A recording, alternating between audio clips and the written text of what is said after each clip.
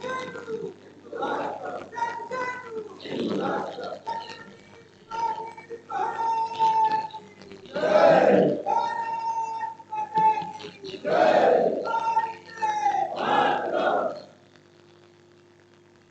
यहाँ उपस्थित आप सभी धर्मनिष्ठ, राष्ट्रनिष्ठ, सनातन धर्मी हिंदुओं को सादर प्रणाम करता हूँ और आपको चैत्र शुक्ल प्रतिपदा हिंदू नववर्ष की हार्दिक बधाई व शुभकामना देता हूँ।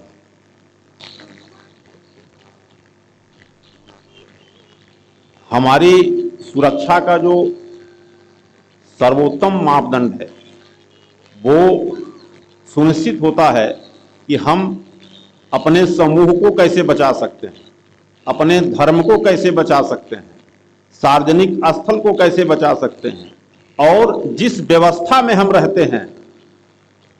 उसको हम कैसे बचा सकते हैं। क्योंकि सार्वजनिक स्थल पर अतिक्रमण हो या संवैधानिक प्रावधानों का दुरुपयोग हो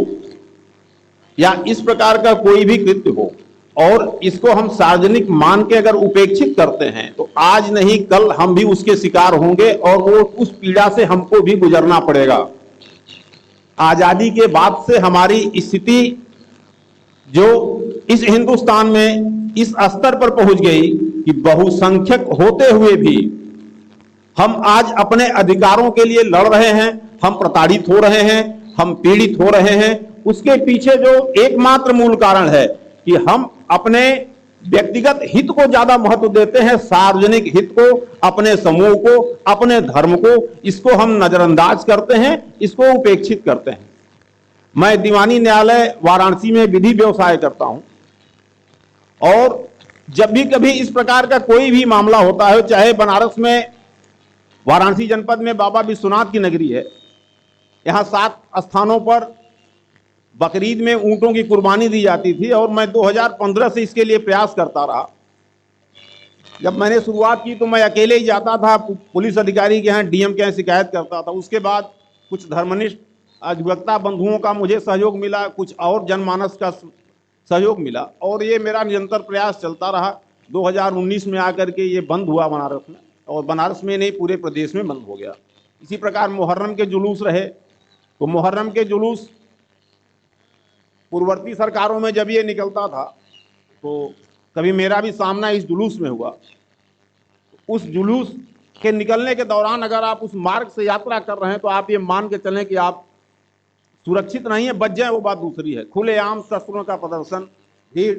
आपके रूट को डाइवर्ट कर दिया जाना, सड़कों पर नमाज अदायगी, यानी व्यवस्था का जितना दुरुपयोग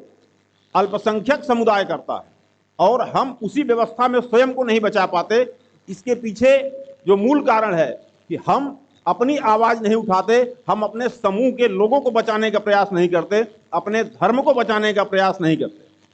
और मेरा आप सभी लोगों से आग्रह है कि आप अपने व्यक्तिगत हित को मात्र कुछ दिन को लिए किनारे कर दें, क्योंकि वर्तमान समय में ये सत्ता, शासन, व्यवस्था हमारे अनुकूल है और हमारा थोड़ा प्रयास जो है,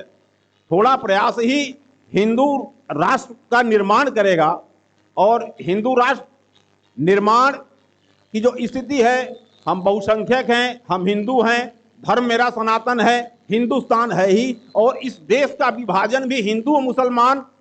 धर्म के आधार पर हुआ है और धर्म के आधार पर विभाजन हुआ है तो ये हिंदू राष्ट्र ही है। ये वैधानिक तौर पर प्रतिस्थापित हो जाए, हमको सिर्फ इतना प्रयास करना है। इसको लेकर के रामनवमी के उपरांत जनपद वाराणसी के जिलाधिकारी परिसर से हमारा एक प्रयास चलेगा, जिसमें मैं जनपद वाराणसी में जो अधिवक्ता हैं इन लोगों के मध्य एक हस्ताक्षर अभियान चलाऊंगा,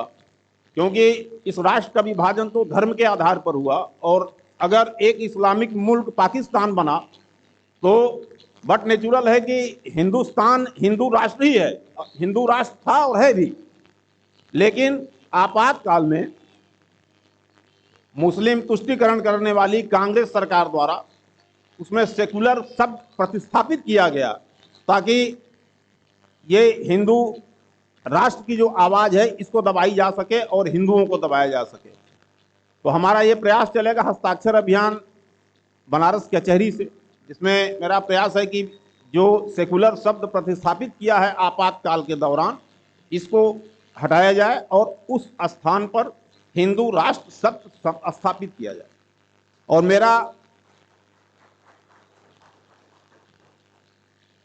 मेरा आप सभी लोगों से आग्रह है कि अपने स्तर से कुछ न कर सकें तो एक पत्र ही लिखें, एक पोस्ट कार्ड ही लिखें, देश के प्रधानमंत्री को ही लिखें कि साहब आपातकाल में जो सेकुलर शब्द स्थापित किया गया देश के संविधान में, उसको हटाया जाए और वहाँ हिंदू राष्ट्र स्थापित किया जाए।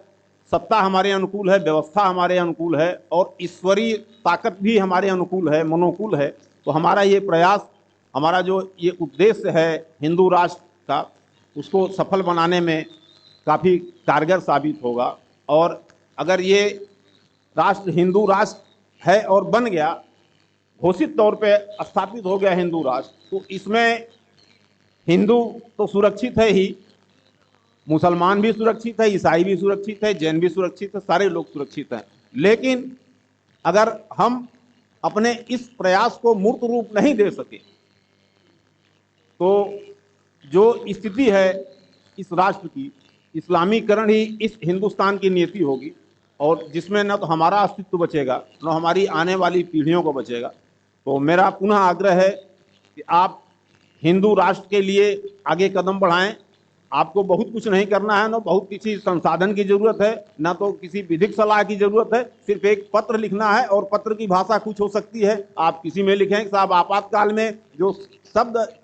सेकुलर वहाँ स्थापित किया गया उसको हटाया जाए, उसके स्थान पर हिंदू राष्ट्र स्थापित किया जाए। क्योंकि देश का विभाजन अगर धर्म के आधार पर हुआ और धर्म के आधार पर विभाजित हुआ और एक इस्लामिक मुल्क बना, तो ये हिंदू राष्ट्र क्यों नहीं बना, और ये हिंदू राष्ट्र है। इसी के साथ मैं अपनी वाणी को विराम देना चाहूँगा। आप लोगों को मैं सादर प्रणाम करता हूँ।